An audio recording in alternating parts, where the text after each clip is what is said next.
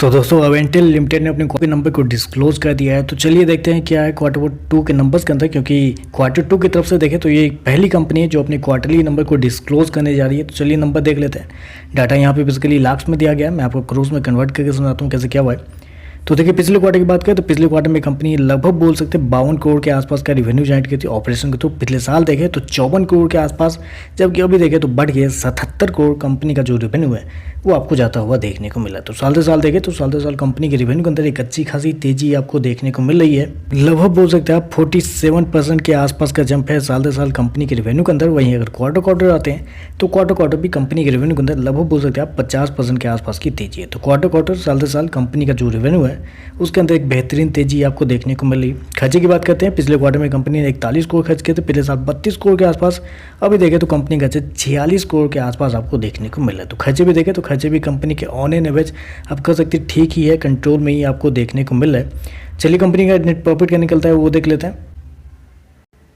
लेकिन उससे पहले एक चीज़ मैं आपको हाईलाइट करना चाहूँगा, कंपनी का जो कॉस्ट ऑफ मटेरियल है उसको अगर आप गौर करते हैं तो पिछले साल के कंपेयर में लगभग 70% कंपनी का जो कॉस्ट ऑफ मटेरियल है वो आपको बढ़ता हुआ देखने को मिला है। ये थोड़ा सा यहाँ पे नेगेटिव आपको देखने को मिला है, क्योंकि रेवेन्यू मैंने आपको क्या पता रेवेन्यू के अंदर लगभग बोल सकते हैं आप 47% के आसपास का जंप आपको देखने को मिल रहा है। लेकिन कंपनी का कॉस्ट ऑफ मटेरियल साल से साल देखें तो लगभग 70% के आसपास आपको बढ़ता हुआ देखने को मिल रहा है। इस क्वार्टर में कंपनी ने क्या किया, इन्वेंट्री के नाम पर कंपनी को लगभग 9 करोड़ के आसपास का फायदा हुआ है, जबकि पिछले साल देखें तो पिछले साल 34 लाख का फायदा हुआ था। तो इन्वेंट्री के नाम पे कंपनी को इस क्वार्टर में थोड़े बहुत पैसे बचे हैं, जिसकी वजह से कंपनी का जो एक्सपेंस है वो आपको कम देखने को मिला। अगर इन्वेंट्री के नाम पे कंपनी के पैसे नहीं बचाए होते तो एक्सपेंस बहुत ज़्यादा आपको देखने को मिल सकता था इस क्वार्टर में। चलिए कंपनी का प्रॉफिट क्या है वो देखते हैं।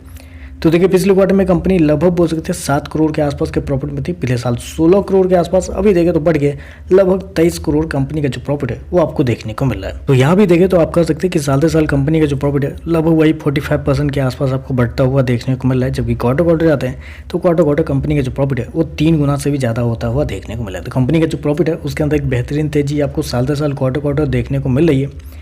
ईपीएस की बात कर लेते हैं तो देखिए पिछले क्वार्टर में 30 पैसे के आसपास का ईपीएस था, पिछले साल 66 पैसे। अभी देखें तो 94 पैसे के आसपास कंपनी का जो ईपीएस है वो आपको देखने को मिल रहा है। तो ओवरऑल अगर देखा जाए तो नंबर तो अच्छे आपको देखने को मिल रहा है। रेवेन्यू प्रॉफिट दोनों देखें तो एक अच्छे खासे अमाउंट में आपको जंप होता हुआ देखने को मिला है। बस सारा कुछ सही है, बस एक जगह पे थोड़ा बस कंपनी की तरफ से परफॉर्मेंस थोड़े से कमजोर आपको देखने को मिल रहा है, वह है कंपनी का कॉस्ट ऑफ मटेरियल। क्योंकि कॉस्ट ऑफ मटेरियल देखें तो मतलब जितना कंपनी रेवेन्यू जनरेट की है साल से साल, उससे कई ज़्यादा कंपनी ने खर्चे कर दिए हैं अपने कॉस्ट ऑफ मटेरियल के ऊपर। तो यहाँ पे बस थोड़ा सा नेगेटिव है, लेकिन ओवरऑल देखें तो नंबर पॉजिटिव साइड पे आपको जाते हुए देखने को मिल रहा है। एक अच्छी खासी रैली आपको शेयर के अंदर देखने को मिल सकती है। तो चलिए बस आज के लिए बस इतना है। वीडियो पसंद आए तो लाइक कीजिएगा, साथ में साथ चैनल को सब्सक्राइब जरूर कीजिएगा। धन्यवाद।